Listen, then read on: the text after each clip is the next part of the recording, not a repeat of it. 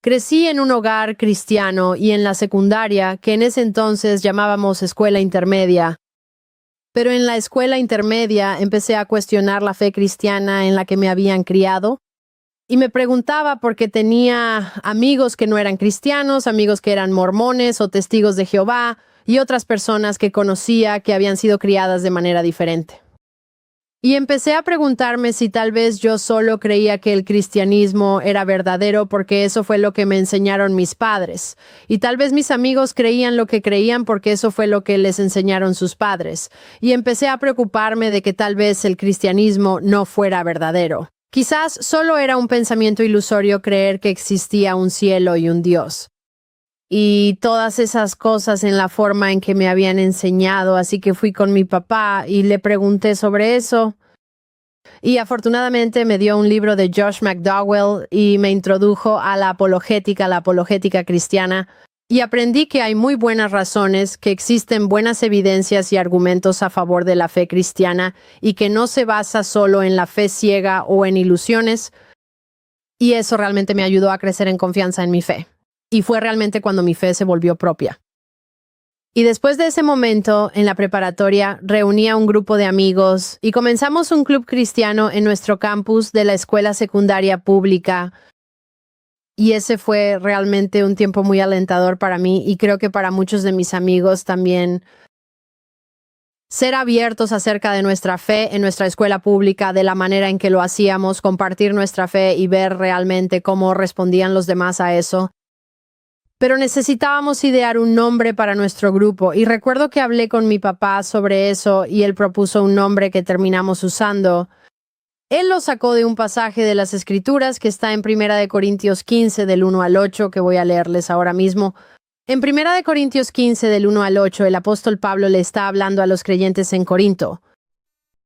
Ahora, hermanos, quiero recordarles las buenas noticias que les prediqué, las mismas que recibieron y en las cuales se mantienen firmes.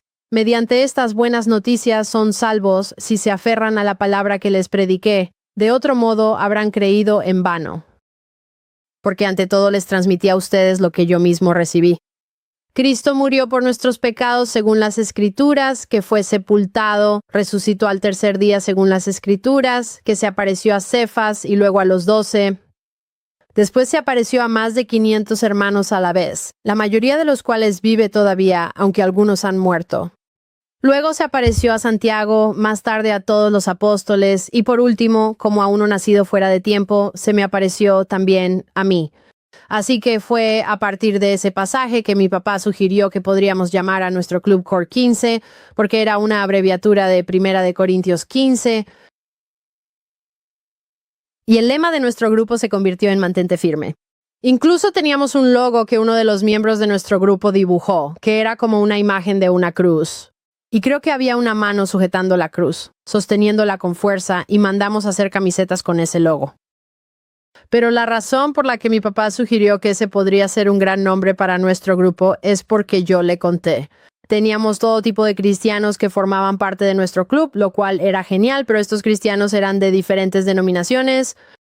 Le estaba contando a mi papá el desafío de cómo podíamos ponernos todos de acuerdo para unirnos y en torno a qué podíamos unirnos, para que no hubiera división en el grupo, sino que pudiéramos unirnos en nuestra fe cristiana. Y lo que era importante, ya que éramos representantes de Cristo en nuestro campus. Y en este pasaje podemos ver que el apóstol Pablo dice que lo más importante es el Evangelio, que Cristo murió por nuestros pecados según las Escrituras, que Él fue sepultado y que resucitó. Esto es lo más importante y esto es en lo que todos los cristianos deberían poder unirse, sin importar cuáles sean sus antecedentes denominacionales. Pero desafortunadamente, en la nueva reforma apostólica, nuestros líderes han distorsionado el Evangelio. Estos mal llamados apóstoles han distorsionado el Evangelio de tal manera que todo gira en torno a señales, prodigios, dominio, no es sobre la salvación y la reconciliación con Dios. Debemos aferrarnos al Evangelio en esta era de nuevos apóstoles.